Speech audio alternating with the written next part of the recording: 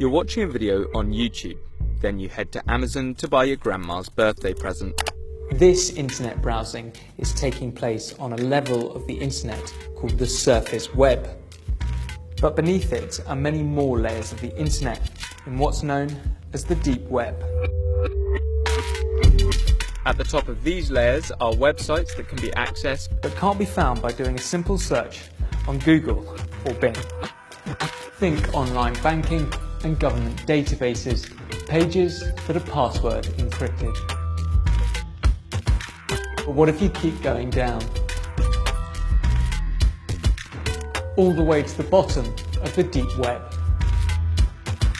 Well, here you'll find the dark web.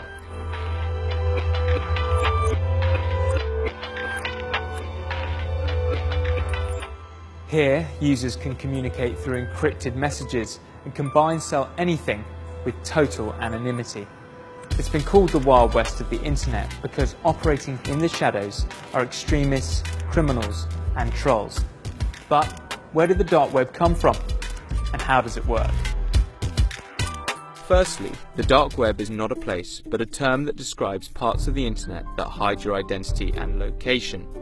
The dark web's infrastructure was created in the 1970s at the same time as the internet itself, but to utilize it, you needed darknet software. Enter the US Naval Research Lab, who created back in the early 2000s one of the first and still the most popular darknet software, Tor. It was created for a number of reasons, which included providing the US Navy's intelligence officers with the means to maneuver through the internet without being recognized or traced. But to really give you an understanding of what the dark web is like, we need to explore it firsthand. So I've downloaded Tor, which looks like a normal web browser and seems to behave like one too. I can visit any site I like, but unlike normal web browsers which would register my IP address straight away, the Tor browser bounces my request to enter the site via several computers around the world, encrypting and decrypting my identification as it goes, so that no one knows where the request has come from.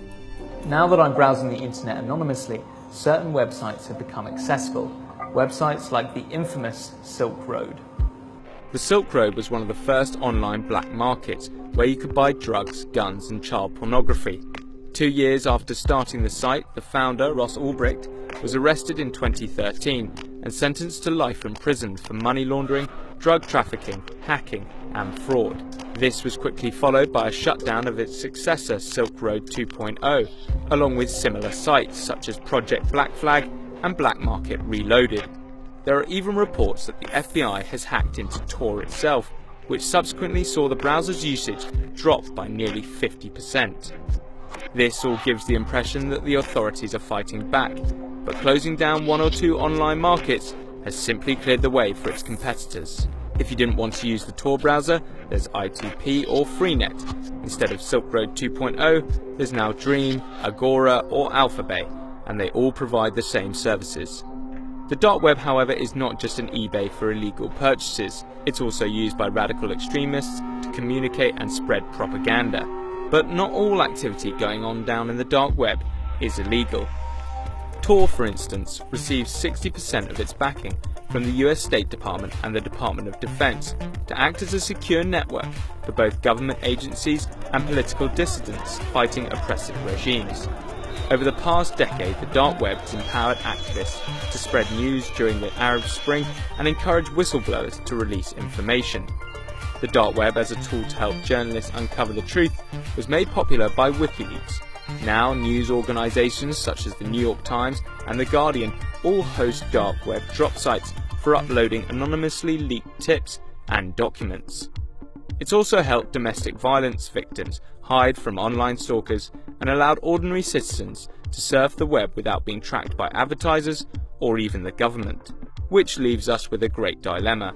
If the authorities try and succeed in shutting down the dark web and the criminal activity that it supports, they'll also be adversely affecting all the people that use it for social benefit.